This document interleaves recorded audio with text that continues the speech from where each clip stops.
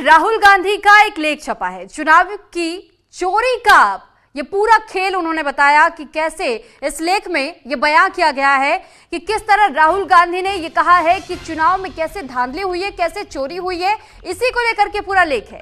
महाराष्ट्र विधानसभा चुनाव पर यह लेख लिखा गया था। महाराष्ट्र विधानसभा चुनाव लोकतंत्र में धांधली का ब्लूप्रिंट जारी किया गया। महाराष्ट्र की ये मैच फिक्सिंग बिहार में भी दोहराई जाएगी, राहुल गांधी ऐसा कह रहे हैं, ये इस लेख में जिक्र मिलता है। दरअसल जानकारी के लिए बता दें कि महाराष्ट्र में जो विधानसभा चुनाव हुए थे और उसमें भी इससे पहले भी कांग्रेस की ओर से धांधली करने के आरोप लगाए जा चुके हैं और अब इस लेख के जरिए दरअसल एक्स पर यह पोस्ट भी किया गया। कांग्रेस सांसद राहुल गांधी का एक अखबार में लेख छपा है। अखबार में चुनाव की चोरी का ये पूरा खेल उन्होंने शीर्षक के तौर पर इस लेख को छापा है। राहुल गांधी ने लेख को एक्स पर पोस्ट कर साझा किया है। लेख में राहुल गांधी ने महाराष्ट्र विधानसभा चुनाव लोकतंत्र में धांधली का ब्लूप्रिंट बताया है। साथ ही बिहार विधानसभा चुनाव में इसके दोहराए जाने की बात तक कह दी है। वहीं राहुल गांधी ने कैसे ये साजिश रची है, स्टेप बाय स्टेप हम आपको बता रहे हैं। देखिए, पहला स्टेप में ये बताया गया कि कैसे चुनाव आयोग की नियुक्ति करने वाले पैनल पर कब्जा किया गया। दूसरे स्टेप की अगर बात की जाए तो इसमें स्टेप वाइज ये बताया गया है कि वोटर लिस्ट में फर्जी मतदाता जोड़े गए हैं। वहीं स्टेप 3 में मतदान प्रतिशत बढ़ा चढ़ा करके दिखाया गया।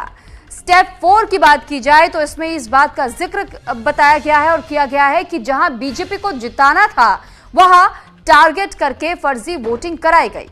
स्टेप 5 में सबूतों को छिपा दिया गया। तो ये इस लेख में जिक्र किया गया है कि किस तरह से धांधली की गई थी महाराष्ट्र विधानसभा चुनाव के दौरान, जिसको दोहराने की प्रक्रिया बीजेपी एक बार फिर से बिहार विधानसभा चुनाव में करती हुई देखी जाएगी। और स्टेप बाय स्टेप ये बताया गया है कि कैसे पूरी मैच फिक्सिंग हुई थी। ये कांग्रेस का दावा है। राहुल गांधी ने इस लेख को भी रिपोस्ट करते हुए ये बताया और लोगों को ये संदेश देने की कोशिश की गई है कि कैसे कई ऐसी जगहों पर इसी प्रकार से विधानसभा चुनाव में धांधली होती है। वोट काउंट्स जब करने की बारी आती है तो उन वोटिंग काउंट्स को कैसे किया जाता है, किस तरह से धांधली होती है, कैसे फर्जी वोट डलवाए जाते हैं और इसी तरह फर्जी प्रमाण पत्र पहले से तैयार रखे जाते हैं कि जब भी चुनाव का मौका आए तो ऐसे लोगों का इस्तेमाल किया जा सके।